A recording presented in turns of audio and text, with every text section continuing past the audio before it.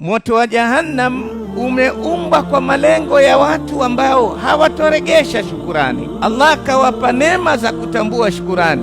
Wana mioyo isiyofahamu neema za Allah, wana macho yasiyoona neema za Allah, wana masikio yasiyosikia neema za Allah. Hao ni kama wanyama, bal hum adall, bali wao wamepoteza mwelekeo zaidi kuliko wanyama, kwa sababu bado mnyama yuko kwenye lengo lake.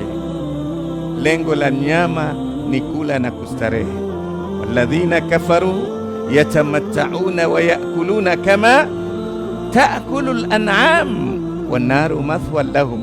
Mnyama mahali pake ni kula na kustarehe tu. Wewe neema si za starehe kwako, neema za kuregesha shukurani. Allah katika ulimwengu huu anatulea kwa neema zake nyingi.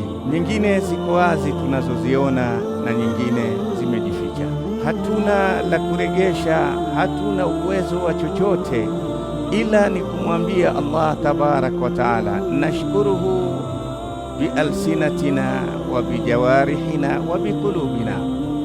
Ni kumshukuru Allah tabarak wa taala kwa vile viungo au zile sehemu tatu zilio katika mwili wetu, kumshukuru kwa ndimi zetu kwa kusema alhamdulillah, kumshukuru kwa viungo vyetu kwa kumwabudu, kwa kuyafanya taat Allah, lakini pia kumshukuru kwa mioyo yetu kule kukubali na kule kumpenda na kule kuwa na yakini na yeye kwamba yeye ndiye mlezi wetu Rabbul Alamin.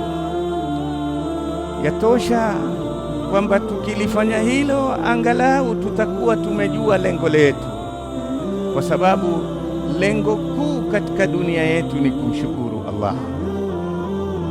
Labda tutasema la, lengo ni kumwabudu Allah. Ndiyo, lakini katika kumwabudu Allah kunatakikana nini? Allah sema wama khalaqtul jinna wal insa illa liya'budun, sijaumba majini na wanadamu ila kwa lengo la kuniabudu mimi. Kwa nini tumwabudu? Mbona Allah katufundisha tumwabudu? Ya ayuhan nasu taqu rabbakum alladhi khalaqakum walladhina min qablikum la'allakum tattaqun. Allah ametuumba na atuamrisha tumwabudu ili tupate kumwogopa. Kwa nini tumwogope Allah? Allah katoa siri ya kumwogopa Allah, wattaqullaha la'allakum tashkurun.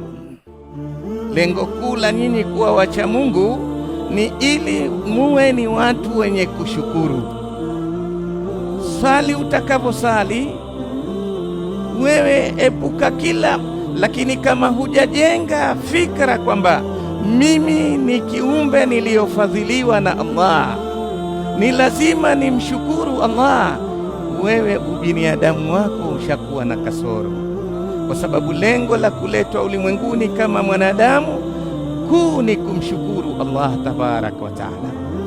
Na ndio utakuta ilikuwa ni katika sifa mitume, kana abdan shakura.